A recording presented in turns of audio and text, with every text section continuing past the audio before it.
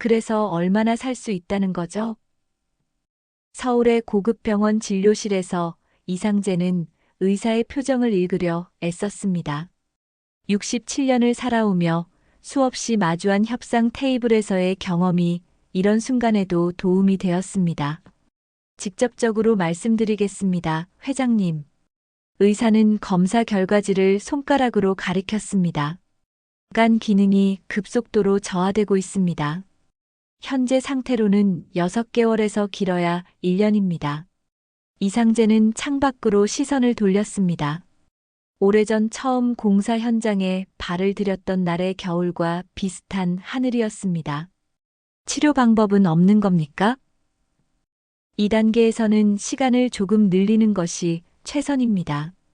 이상재는 천천히 고개를 끄덕였습니다. 죽음이 그를 두렵게 한 적은 없었습니다. 그저 천천히 시간을 가지고 받아들이기로 했죠. 다만 그가 평생 일구어온 모든 것들, 그의 이름을 딴 회사가 자신이 없는 세상에서 어떻게 될지가 유일한 걱정이었습니다. 감사합니다, 선생님. 병원을 나와 주차장으로 걸어가는 동안 이상재의 오른쪽 다리는 절뚝였습니다. 젊은 시절 생긴 오래된 상처의 흔적이었습니다. 그는 잠시 멈춰서서 하늘을 올려다봤습니다. 그리고 오른쪽 다리를 내려다보며 한숨을 쉬었습니다. 여기까지 오는데 참 힘들었지. 그는 손가락으로 넥타이를 살짝 느슨하게 풀었습니다. 마치 숨통이 조여오는 느낌이었습니다. 일용직 노동자에서부터 중견 기업 건설사, 사장에 이르기까지 쉴 새 없이 달려온 그의 인생에 대해 회의감마저 들기도 했습니다.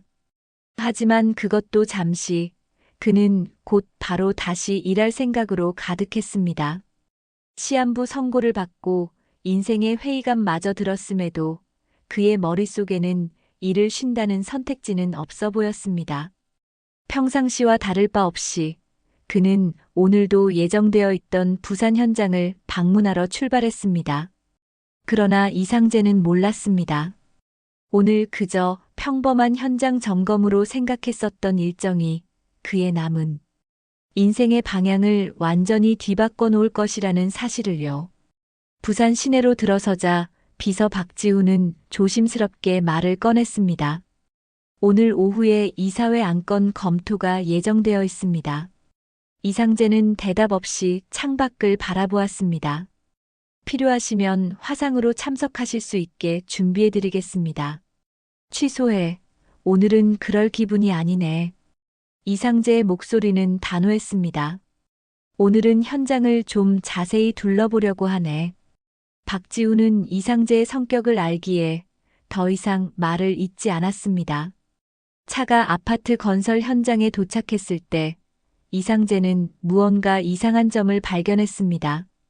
공사장 정문 앞에 젊은 여성이 서서 피켓을 들고 있었습니다. 산재 은폐 규탄. 일하다 다친 직원, 회사는 나 몰라.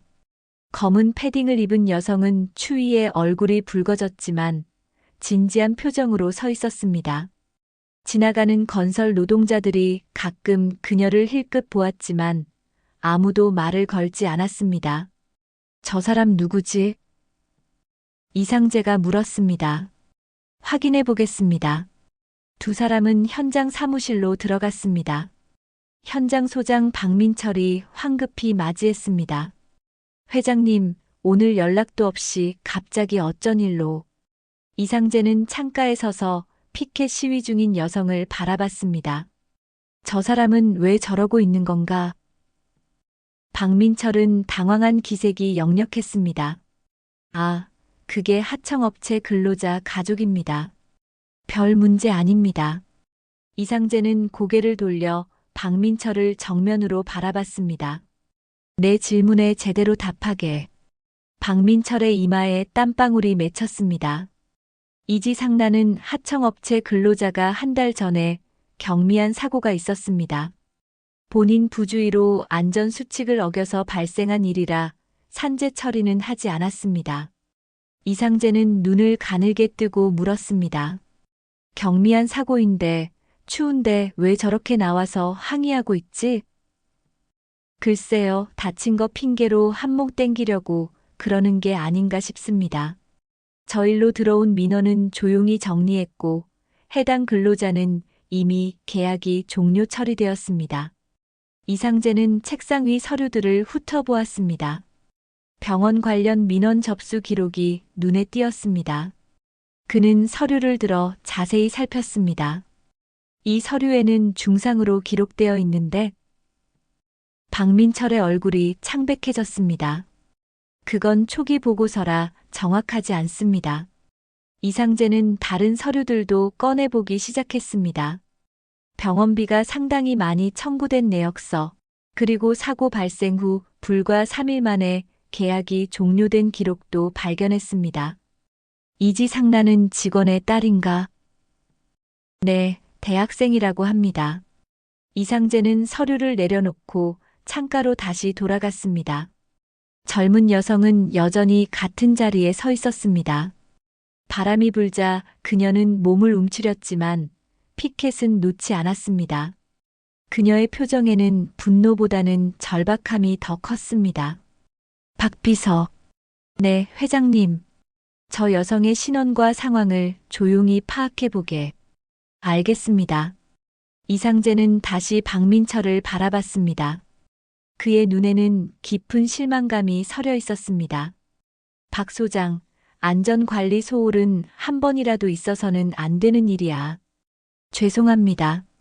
다친 노동자에 대한 보상과 치료는 회사의 의무야. 직접 챙기도록. 하지만 회장님, 저희가 법적으로 치료비를 배상할 의무는 없습니다. 이상재는 손을 들어 그의 말을 중단시켰습니다. 그런 법적인 절차를 지키는 것보다 더 중요한 것이 있네. 네. 사람의 목숨이지. 이상재의 오른쪽 다리가 조금씩 떨렸습니다. 그곳에 오래된 상처를 보고 있자니 떠오르는 기억이 있었습니다. 내 말 명심하게. 이 건에 대해 다시 검토해보고 상세 보고서를 내일까지 제출하도록. 그는 현장 사무실을 나서며 밖에 서 있는 여성을 다시 한번 바라봤습니다. 그녀의 상황에서 젊은 시절 자신의 모습이 겹쳐 보였습니다. 이상재가 젊은 시절 일용직으로 일하다 다쳤을 때 일하던 건설사를 포함해 아무도 그에게 도움의 손길을 내밀지 않았었죠. 그 시절의 생활고에 시달려 고생했던 기억이 생생하게 떠올랐습니다. 내 편은 아무도 없었지. 이상재는 천천히 차로 걸어갔습니다. 차 안에서 박지우는 조용히 대기하고 있었습니다. 이상재는 잠시 창밖을 바라보았습니다. 그리고 천천히 말했습니다. 아까 말했던 이지상과 그 딸에 대해, 그리고 이지상과 다쳤던 상황에 대해 자세히 알아봐주게. 박지우는 별다른 질문 없이 고개를 끄덕였습니다. 이상재는 피곤한 듯 눈을 감았습니다. 그는 무의식적으로 오른쪽 다리를 문질렀습니다. 긴 침묵이 차 안을 채웠습니다. 서울로 돌아가지. 차는 방향을 바꾸어 서울로 향했고 이상재는 창밖으로 스쳐 지나가는 겨울 풍경을 바라보며 깊은 생각에 잠겼습니다. 며칠 후 이상재는 서재 창가에 서서 눈 내리는 서울 풍경을 바라보고 있었습니다. 벽난로의 불꽃이 방 안에 따스한 온기를 퍼뜨리고 있었지만 그의 마음은 여전히 차가웠습니다. 회장님, 조사 결과 보고 드리겠습니다. 박지훈이 들어와 테이블 위에 서류 하나를 올려놓았습니다. 말로 해주게. 이상재는 창가에서 몸을 돌리지 않은 채 말했습니다. 이지아, 만 23세, 이화여대 사회복지학과 3학년입니다. 현재는 휴학 중이고요. 박지우는 서류를 펼치며 계속했습니다. 아버지 이지상 씨는 부산 현장에서 일하던 하청업체 소속 근로자였습니다. 한 달 전 비계 붕괴 사고로 다리에 심각한 골절상을 입었습니다. 안전장비는? 조사 결과 당시 안전장비가 제대로 갖춰져 있지 않았습니다.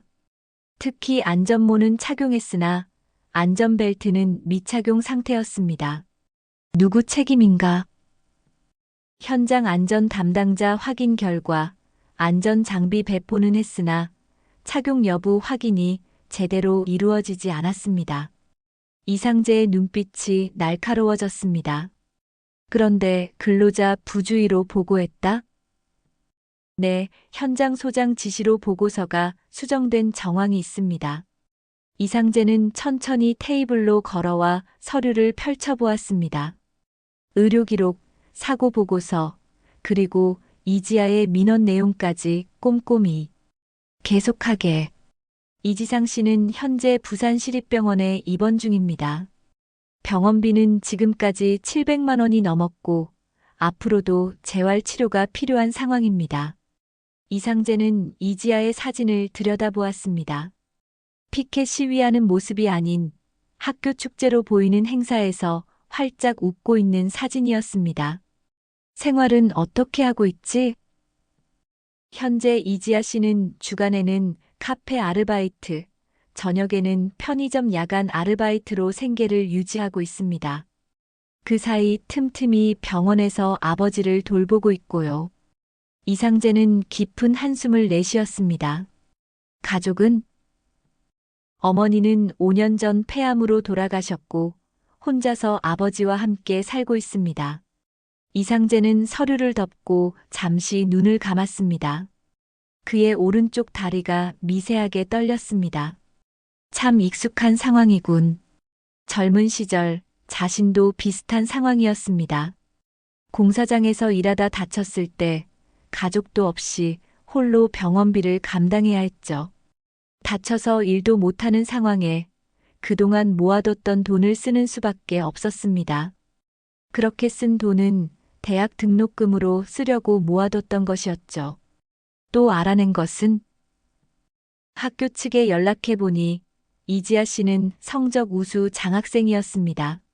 사회복지학과에서도 상위 5% 안에 드는 학생이었죠. 왜 휴학했지?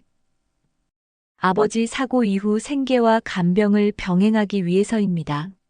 현재 기숙사 방을 포기하고 월세 15만 원짜리 반지하 방으로 이사했습니다. 이상재의 눈가에 주름이 깊게 패였습니다. 병원비는 연체 중입니다. 이미 2차례 독촉장이 발송되었고 현재 320만 원이 미납 상태입니다. 이상재는 창가로 다시 걸어갔습니다. 눈은 계속 내리고 있었습니다. 병원에 직접 연락해보게. 어떤 내용으로 말씀이십니까? 이지상 씨에게 드는 의료비에 대해 모두 알아봐주게.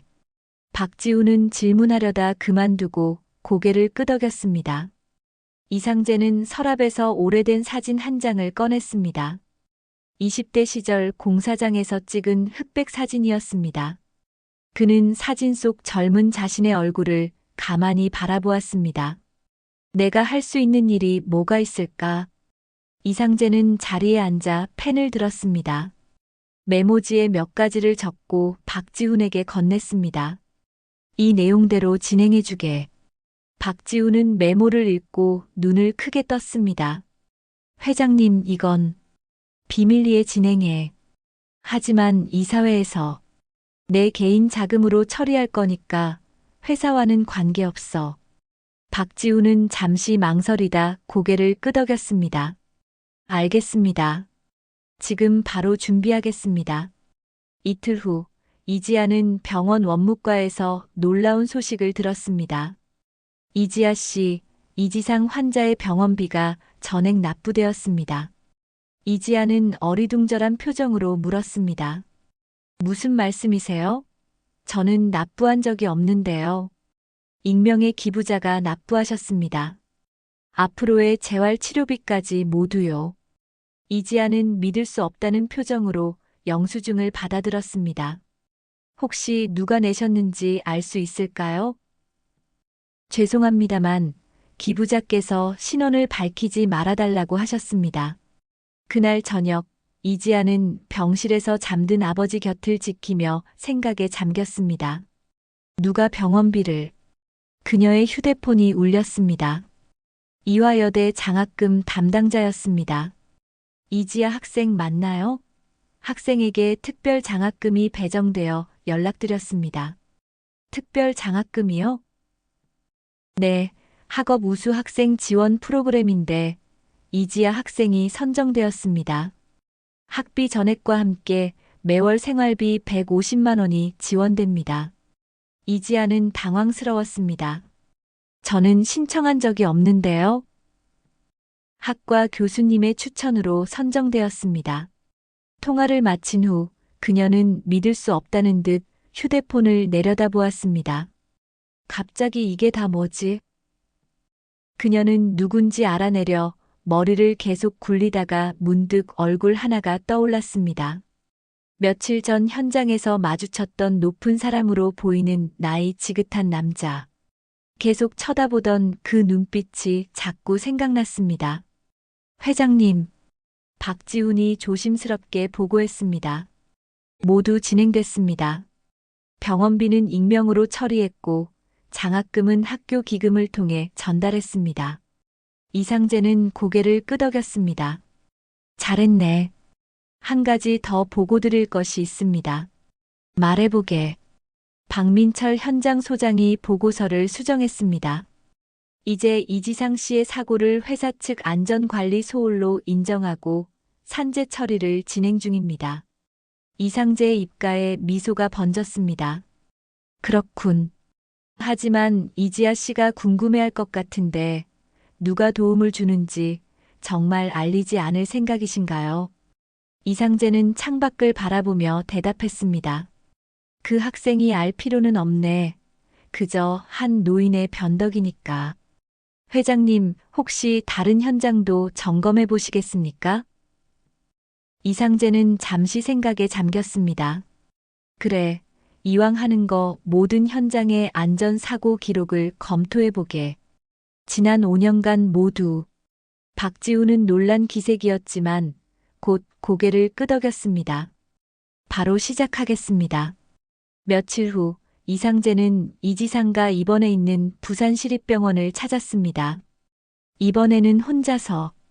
그는 병원 로비 벤치에 앉아 잠시 생각에 잠겼습니다. 그때 병원 입구로 들어서는 익숙한 모습이 보였습니다. 이지아였습니다. 그녀는 작은 과일 봉투를 들고 엘리베이터로 향했습니다. 이전과 달리 그녀의 어깨는 조금 펴진 것 같았습니다. 이상재는 자신의 오른쪽 다리를 무의식적으로 문질렀습니다. 내가 받지 못했던 도움을 줄 수 있어 다행이군. 그는 이지아가 엘리베이터에 오르는 것을 확인한 후 조용히 병원을 빠져나왔습니다. 차에 오르자 마음속에 이상한 평온함이 찾아왔습니다. 한동안 잊고 있었던 감정이었습니다.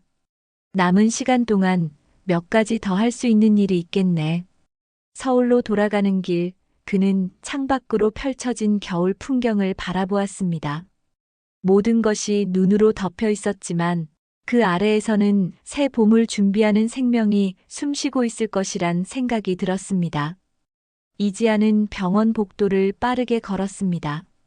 간호사 스테이션에서 걸려온 전화를 받고 달려온 참이었습니다. 아버지 검사 결과가 좋게 나왔대요. 간호사가 고개를 끄덕였습니다.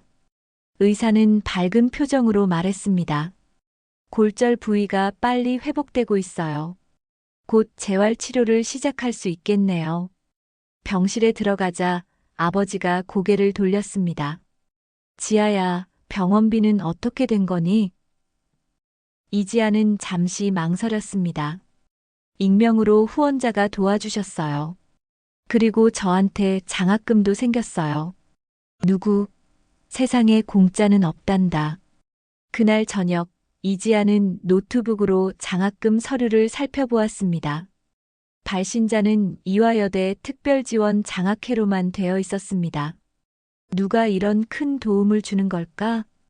이지아는 학교 장학 담당자에게 전화했습니다.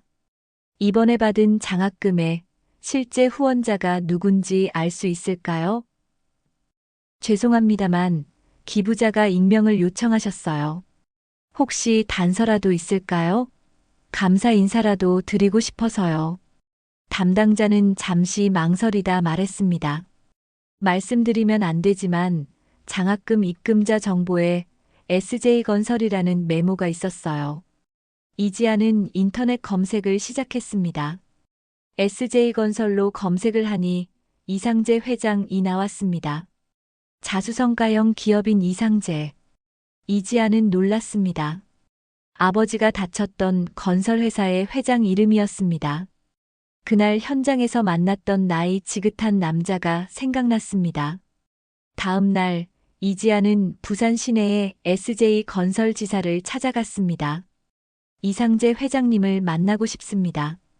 회장님은 서울 본사에 계십니다. 저는 이지상 씨 딸입니다. 얼마 전 현장 사고 피해자의 부산 현장을 맡고 있는 현장 소장 박민철이 그녀를 맞이했습니다. 무슨 일로 회장님을 찾으시나요? 병원비와 장학금에 대해 알고 싶어요. 박민철은 당혹스러워했습니다. 그건 제가 이지아는 연락처만 남기고 나왔습니다. 나오는 길에 벽에 걸린 사진이 눈에 들어왔습니다. 젊은 이상재가 오른쪽 다리에 깁스를 하고 있었습니다.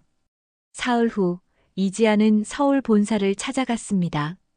이상재 회장님을 만나고 싶습니다.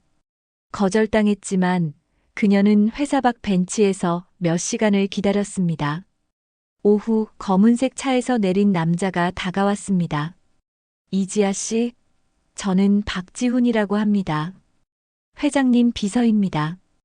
회장님을 만나고 싶습니다. 네, 회장님께서 만나자고 하셨습니다. 차는 한강이 보이는 고급 아파트로 향했습니다. 넓은 펜트하우스에서 이상재를 만났습니다. 그는 약간 절뚝거리며 걸었습니다. 저를 보자고 했다는 보고를 받았습니다. 병원비와 장학금이 회장님께서 도와주신 건가요? 이상재는 처음엔 부인했지만 이내 인정했습니다. 왜 도와주신 거죠? 이상재는 창가로 걸어갔습니다. 젊은 시절 나도 공사장에서 일했습니다. 사고로 다리를 다쳤죠. 그때 당시 회사는 나를 버렸습니다. 도와주지 않았어요. 산재 처리도 병원비도 없었죠. 당신이 피켓 들고 있는 모습을 보니 젊은 시절의 내 모습이 생각났습니다. 이지아의 눈에 눈물이 맺혔습니다. 감사할 필요 없습니다. 그저 노인의 변덕이라고 생각하고 학업에만 충실하세요. 그때 이상재가 갑자기 비틀거렸습니다. 소파 팔걸이를 붙잡았고 얼굴이 창백해졌습니다. 회장님. 박지훈이 약을 가져왔고 이지아는 사회복지 전공자의 직업적 본능으로 이상재의 어깨를 잡아 소파에 안전하게 앉도록 도왔습니다. 괜찮으세요? 병원에 가보셔야 할 것 같은데요. 괜찮습니다. 이미 다 알고 있으니까요. 이지아는 무언가 이상함을 느꼈습니다. 무슨 병이 있으신 거예요? 네, 그렇지만 당신이 신경 쓸 일은 아닙니다. 당신은 그저 학업에 충실하면 됩니다. 훌륭한 사회복지사가 되는 것이 회장께 드리는 가장 큰 보답입니다. 이지아가 떠난 후 이상재는 창가에 서 있었습니다. 그 아이에게 병에 대해 이야기하지 않았지? 네, 말씀하신 대로요. 이상재는 깊은 한숨을 내쉬었습니다. 오늘 잠깐이지만 이야기해보니 좋은 사람인 것 같더군. 이제 무얼 더 해야 할지 알 것 같네. 이상재는 창밖 서울의 불빛들을 바라보며 생각에 잠겼습니다. 이상재는 회의실 창가에 서서 서울 도심을 내려다보고 있었습니다. 회장님, 임원들이 모였습니다. 박지훈의 말에 그는 고개를 끄덕였습니다. 회의실에 들어서자 임원들이 일제히 자리에서 일어났습니다. 안녕하십니까, 회장님. 이상재는 자리에 앉았습니다. 모든 현장의 안전사고 조사 결과를 발표해보게. 법무이사 정민수가 자료를 펼쳤습니다. 지난 5년간 총 23건의 안전사고가 있었습니다. 18건은 산재 처리되었고 5건은 처리되지 않았습니다. 처리되지 않은 이유는 대부분 하청업체 소속 직원들로 회사와 직접적인 계약 관계가 없다는 이유였습니다. 이상재의 눈빛이 날카로워졌습니다. 그건 법적인 책임이 없다는 것일 뿐이지. 우린 도의적인 책임을 져야 하네. 그럼 말씀대로 앞으로 모든 현장의 안전관리 시스템을 전면 재검토하겠습니다. 하청업체를 포함한 모든 근로자의 안전이 보장되도록 말이죠. 이상재는 한 장의 서류를 꺼냈습니다. 이 문서는 새로운 안전관리 지침입니다. 내가 직접 작성했습니다. 재무이사 박준혁이 서류를 읽어보고 불안한 목소리로 말했습니다. 이 정도 수준의 안전 기준을 적용하면 비용이 크게 증가할 텐데요. 생명은 비용으로 환산할 수 없습니다. 이상재의 목소리는 단호했습니다. 회의가 끝나고 임원들이 나간 후 박지훈이 물었습니다. 괜찮으십니까? 그래, 날짜가 잡혔나? 네, 내일 오전 10시 변호사 사무실입니다. 이상재는 창밖을 바라보았습니다. 시간이 별로 없군. 다음 날 이상재는 변호사 사무실에서 유언장을 수정하고 있었습니다. 정말 이대로가 확실합니까? 이렇게 되면 상당한 재산이. 확실하네. 이상재는 서명을 마쳤습니다. 그의 휴대폰이 울렸습니다. 회장님, 긴급히 회사로 돌아오셔야 합니다. 박지훈의 목소리가 긴박했습니다. 임원들이 긴급 이사회를 소집했습니다. 회장님 부재 중이에요. 이상재는 즉시 회사로 향했습니다. 이미 진행 중인 이사회에 그가 들어섰습니다. 무슨 일이길래 갑자기 이사회를 소집한 건가? 부회장 강영철이 말했습니다. 회장님, 회사의 미래에 대해 논의하고 있었습니다. 내가 없는 자리에서 갑작스러운 안전정책 변경과 관련해서 우려가 있어서요. 이상재는 자리에 앉았습니다. 계속하게. 강영철은 주변을 둘러본 후 말을 이었습니다. 솔직히 말씀드리자면 회장님의 최근 결정들이 회사 이익에 반하는 방향으로 가고 있습니다. 어떤 점에서? 그렇게 된다면 안전기준 강화로 비용이 30% 증가할 것으로 예상됩니다. 산재 처리 소급 적용은 법적 문제를 야기할 수 있습니다. 그래서 임시 경영체제 구축을 논의 중이었습니다. 회의실이 조용해졌습니다. 이상재는 자리에서 일어났습니다. 그 말은 자네들이 나를 몰아내려 한다는 말인가? 직접적인 그의 말에 강영철은 당황한 기색이 역력했습니다. 회장님께서 건강상의 이유로 내 건강에 대해 어떻게 알고 있길래? 최근 거동이 불편하신 것 같아서. 이상재는 천천히 테이블을 한 바퀴 돌았습니다. 이 회사가 누구의 것인지 잊었나? 아무도 대답하지 않았습니다. SJ건설은 내 이름을 딴 회사네. 내가 바닥에서부터 일구어온 회사라는 걸 모르는 사람은 이 자리에 없겠지. 이상재는 창가로 걸어갔습니다. 회사가 아무리 이익 집단이라지만 돈만 생각하는 회사는 오래가지 못하네. 결국 사람이 하는 일인데 사람을 먼저 생각해야지. 안전정책은 변함없이 시행될 것이고 과거 산재 미처리건도 모두 재검토할 것이네. 강영철이 반박했습니다. 하지만 주주총회에서 내가 설명하고 책임지겠네. 이 건에 대해서 더 이상 논의는 없네. 사무실로 돌아온 그는 박지훈에게 말했습니다. 이지아 양에게 연락해주게. 무슨 일로 말씀이십니까? 내가 할 일이 있어. 이틀 후 이지아는 다시 이상재의 자택을 방문했습니다. 부르셨다고 해서 왔습니다. 이상재는 서류 하나를 건넸습니다.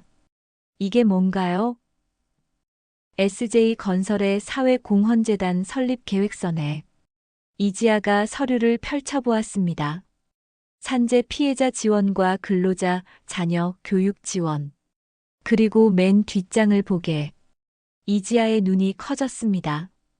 이건 자네를 재단 이사로 임명하고 싶네. 이지아는 놀라 말을 잇지 못했습니다. 네. 아무리 그래도 저는 아직 학생인데요. 그리고 경험도 없고요. 자네만큼 이 일의 중요성을 아는 사람이 있을 거라 생각하지 않아서 내린 결정이네. 이상재는 창가로 걸어갔습니다. 나에게 시간이 많지 않네. 이지아는 고개를 들었습니다. 무슨 말씀이신지. 중요한 것은 내가 없더라도 이 일을 맡아줄 사람이 있어야 한다는 거지. 회사가 알아서 해준다면 좋겠지만 회사에서는 이런 일을 그다지 좋아하지 않기 때문이네. 이지아의 눈에 눈물이 맺혔습니다. 제가 그런 어려운 일을 할 수 있을까요? 그래. 학업과 병행하기 어렵다면 졸업 후에 시작해도 좋네. 이상재는 또 다른 서류를 꺼냈습니다. 이건 자네 아버지께 드릴 제안서네. 아버지요? 우리 회사 안전관리부서 자문위원으로 모시고 싶네. 그분의 현장 경험이 다른 근로자들에게 큰 도움이 될 거야. 그날 저녁 이상재는 테라스에 앉아 별을 바라보고 있었습니다. 박지훈이 다가와 담요를 덮어주었습니다. 병원에서 전화가 왔습니다. 다음 주 입원 준비를 해야 합니다. 이상재는 고개를 끄덕였습니다. 이제 모든 준비는 끝났네. 그는 옅은 미소를 지었습니다. 흰 병원 침대 위에 누워있는 이상재의 얼굴은 창백했습니다. 소리 없이 돌아가는 기계들만이 방 안을 채우고 있었습니다. 박지훈은 창가에 서서 밖을 바라보고 있었습니다. 박비서. 이상재의 목소리에 박지훈이 돌아섰습니다. 네, 회장님. 법무사 박 선생에게 연락해주게. 지금 바로 해야 합니까? 이상재는 고개를 끄덕였습니다. 유언장에 추가할 내용이 있네. 회사 지분 10%를 사회공헌재단에 기부하는 내용이야. 박지훈의 눈이 커졌습니다. 그 정도 규모라면 재단이 회사의 주요 주주가 되는데 그게 목적이네. 누군가는 회사가 사람을 먼저 생각하도록 지켜봐야 하니까. 박지훈은 고개를 끄덕이고 자리를 나섰습니다. 병실에 홀로 남은 이상재는 천장을 바라보았습니다. 그의 숨결이 점점 느려졌습니다. 창밖으로 저무는 해가 그에게 마지막 빛을 던져주고 있었습니다.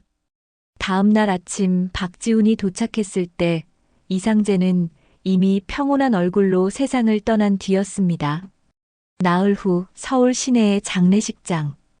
검은 정장을 입은 사람들로 가득 찬 장례식장에는 무거운 침묵이 흘렀습니다.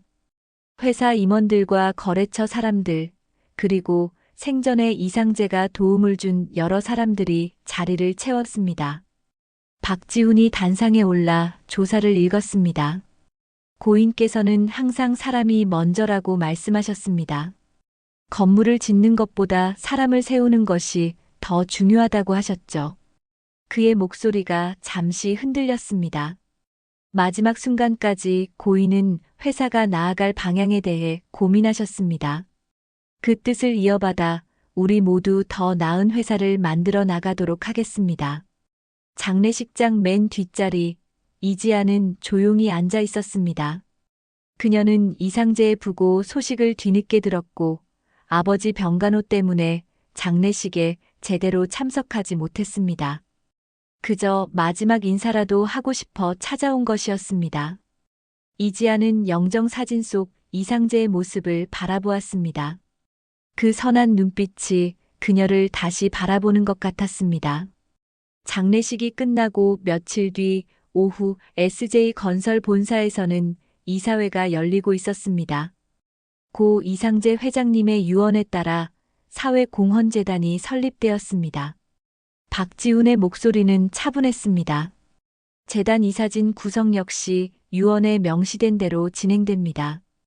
이지아 씨를 포함한 5명의 이사가 재단을 운영하게 됩니다. 신임 대표이사 이철민이 서류를 검토하며 말했습니다. 회사 지분 10%를 재단에 기부한다는 내용이 있습니다. 이는 회사 경영에 영향을 미치는 수준인데 이대로 괜찮습니까? 이사회에서 동의를 할까요? 박지우는 고개를 저었습니다. 이미 법적 검토를 마쳤습니다. 고인이 보유한 개인 지분이므로 유언에 따라 진행되어야 합니다. 이철민은 한숨을 내쉬었습니다. 고인의 뜻을 존중합니다만 실질적으로 경영 경험이 없는 사람들이 회사의 주요 의사결정에 영향을 미치게 되는 것은 우려스럽습니다. 박지우는 고개를 끄덕였습니다. 고인께서 그 점도 고려하셨습니다. 재단은 회사 경영보다는 안전과 복지 정책에 한해서만 의결권을 행사할 수 있게 됩니다. 회의실의 공기가 누그러졌습니다. 회의가 끝난 후 박지우는 사무실에서 이지아와 마주했습니다. 많이 놀라셨을 겁니다. 이지아는 아직도 믿기지 않는다는 표정을 지었습니다. 이상재 회장님 장례식에 제대로 참석도 못했는데 제가 정말 재단 이사를 맡아도 되는 걸까요? 회장님께서 세상을 떠나기 전 특별히 지명하신 거니까요. 무엇보다 당신은 사고 피해자들의 아픔을 잘 알기 때문에 재단 운영을 설립 목적에 맞게 잘 운영할 수 있을 거라고 저도 생각합니다. 박지우는 서류 봉투를 건넸습니다. 이 편지도 함께 남기셨습니다. 이지아는 조심스럽게 봉투를 열었습니다. 편지지에는 단정한 필체로 몇 줄의 글이 적혀 있었습니다. 이지아에게 세상에는 두 종류의 사람이 있네. 자신의 아픔을 잊는 사람과 기억하는 사람. 당신은 당신과 같은 사람을 도울 수 있는 마음을 가진 몇 안 되는 사람일 거야. SJ건설이 잘못된 방향으로 나아가지 않도록 잘 지켜봐 주게. 프롬 이상재.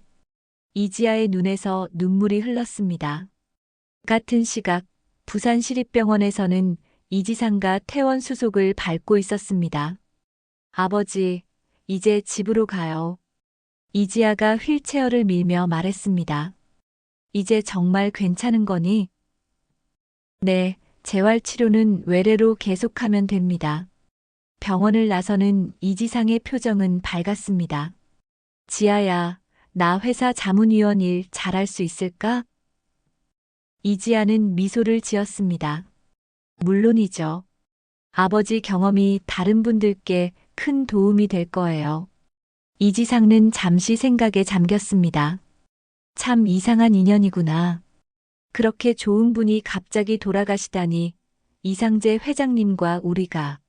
네, 정말 안지 얼마 되지도 않았는데 이상한 인연이에요. 몇 달 후 SJ건설의 한 아파트 건설 현장.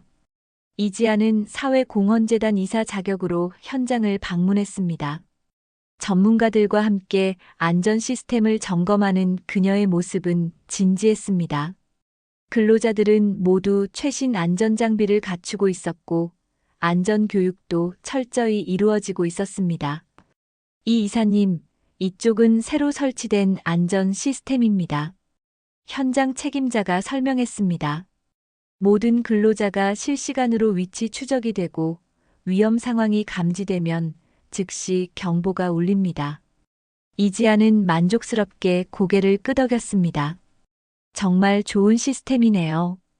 책임자가 자랑스럽게 말했습니다. SJ 표준이라고 부릅니다. 돌아가신 회장님의 이름을 따서 만든 업계에서 가장 엄격한 안전 기준이죠. 현장 방문을 마치고 차에 오른 이지아는 창밖을 바라봤습니다. 드넓은 푸른 하늘 아래 건설 현장에서 인부들이 활기차게 움직이고 있었습니다. 회장님, 보고 계세요? 서울로 돌아가는 길, 이지아는 자신의 가방에서 노트북을 꺼냈습니다. 내일은 사회복지학과 실습 첫날이었습니다. 앞으로 학업과 재단 이사로서의 일, 해야 할 것이 많았지만 그녀의 마음은 이상하게 평온했습니다. 마치 모든 것이 점점 제자리를 찾아가는 것처럼 말이죠. 이지아는 앞으로도 맡겨진 이 자리를 조용히 지켜나갈 것입니다. 오늘의 이야기는 여기까지입니다. 요즘 건설 현장에서 혹은 일하다 다치시는 분의 이야기가 뉴스에서 많이 보이는 것 같습니다. 돈 버는 것도 중요하지만 안전이 제일 중요하다는 거 잊지 마시길 바라며 다음에는 더 따뜻하고 감동적인 이야기로 찾아오겠습니다. 감사합니다.